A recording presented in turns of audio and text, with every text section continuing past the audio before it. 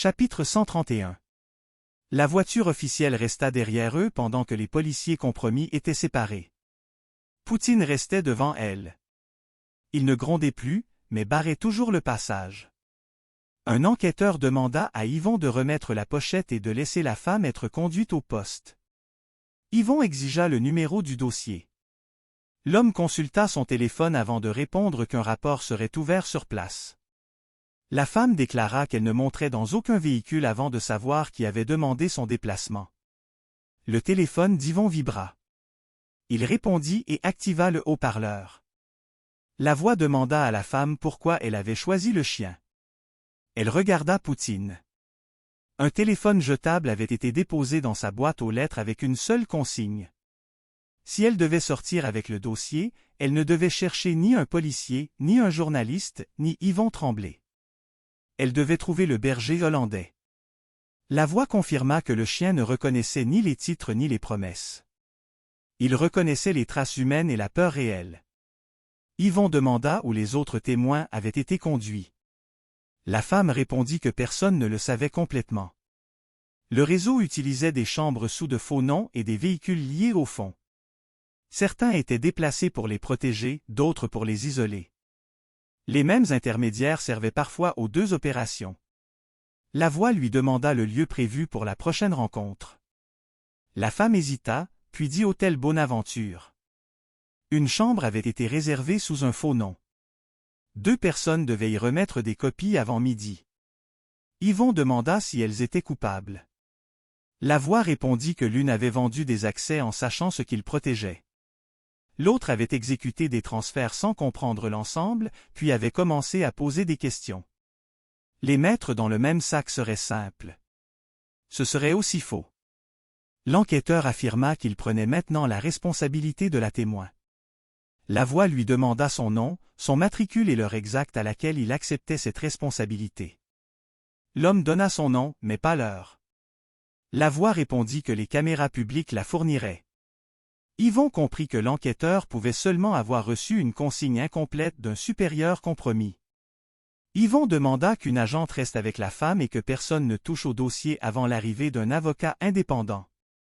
L'enquêteur refusa cette demande. Poutine fixa alors l'entrée du stationnement souterrain. Un véhicule utilitaire venait de s'y engager trop lentement. La voix demanda à Yvon s'il refusait toujours l'offre du président du fonds. Yvon répondit qu'elle avait déjà sa réponse. Elle précisa que ce refus avait maintenant un prix plus clair.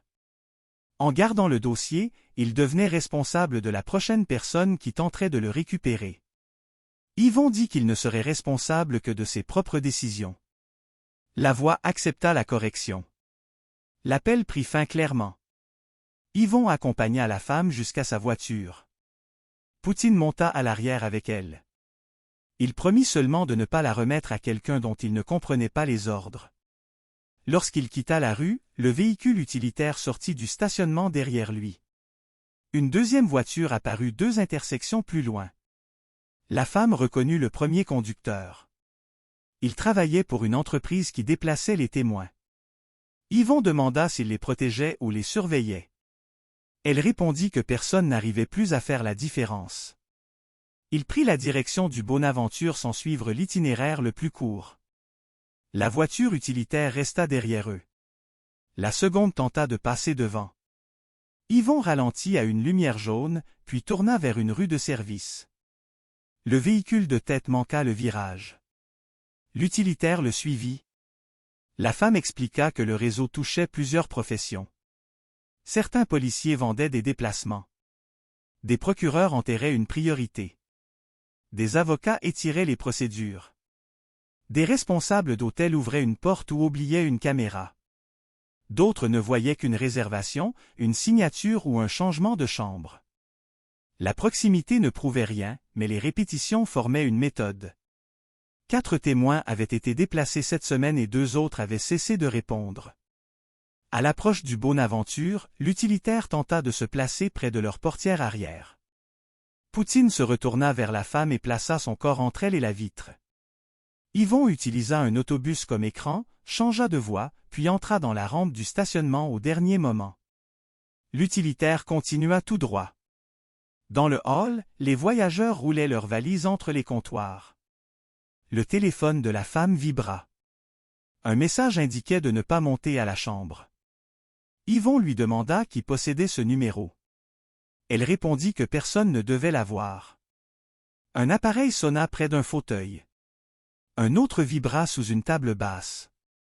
Puis un troisième lança la même tonalité près des ascenseurs. Yvon reconnut la méthode. Les téléphones avaient été placés à l'avance, batterie chargée, carte activée et appel programmé depuis un serveur extérieur. Rien n'était contrôlé en direct. Les écrans affichaient la même consigne. Utilisez la sortie nord. Yvon refusa de suivre immédiatement. Il demanda à la femme si cette sortie menait vers les véhicules de transfert. Elle répondit que oui. C'était peut-être une route de secours ou exactement l'endroit où on voulait les prendre. Poutine renifla l'air du hall, puis tourna vers un corridor réservé au personnel. Une odeur prolongeait celle laissée sur la manche du policier compromis. Yvon suivit le chien.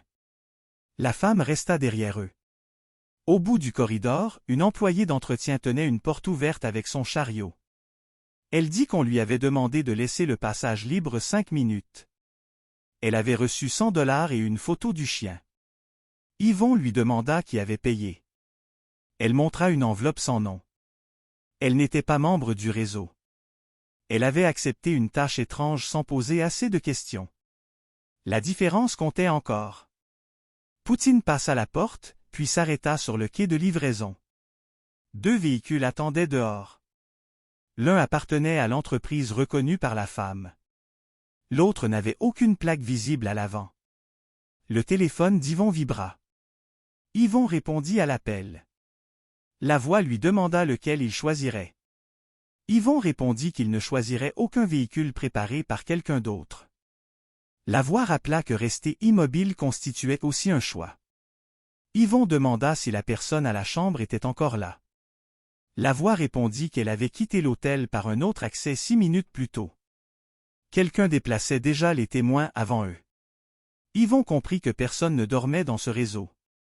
Chaque fuite déclenchait une relève et chaque protection pouvait devenir une livraison. Il fit demi-tour vers le hall. La voix lui demanda où il allait. Yvon répondit qu'il allait choisir lui-même la prochaine porte. L'appel prit fin clairement. Derrière eux, les téléphones cessèrent de sonner. Devant eux, les ascenseurs s'ouvrirent sur un hall rempli de gens qui ne savaient rien, de quelques personnes qui savaient trop et d'au moins une personne qui les attendait déjà. Yvon n'avait pas encore vu son visage. Poutine, lui, venait de relever la tête.